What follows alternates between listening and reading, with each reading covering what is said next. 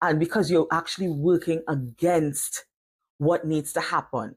The process is using that pain to be able to push that child out. And with you doing it in the opposite way, you're making it lengthier for yourself, you're making it harder for yourself when it is you do it that way.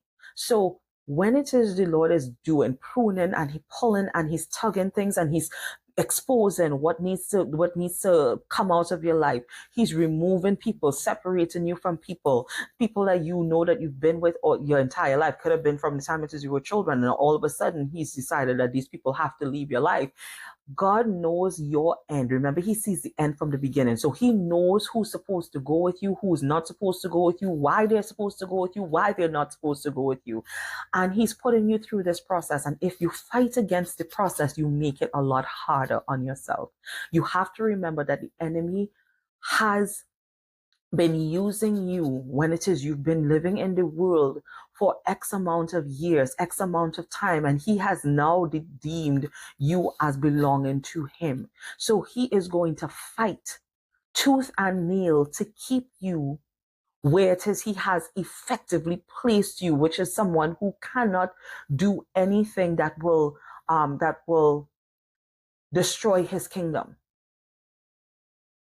And God is saying, now that you've been awake and now that God has gotten your attention, you've turned towards him to see this awesome sight that he is, because God by himself is an awesome sight. Whatever it is God desires to do in your life, whatever work God does to bring you to him is going to be an awesome sight where he gets all the glory.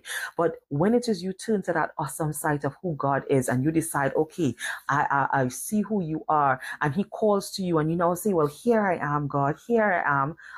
You're now in effect saying, God, God has already garnered your attention, right? He already knows that he wants your attention.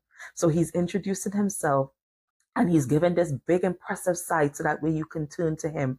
And then here it's said in the word that when he saw that Moses looked, he called to him.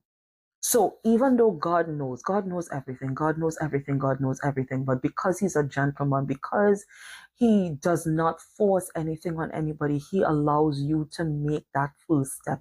He allows you to make that choice. So here you are, you're coming and you're saying, Lord, here I am. God meets, he introduces himself. He notices that you take notice of him, his big, impressive sight that he is. And he says, okay, come on, will you come? And you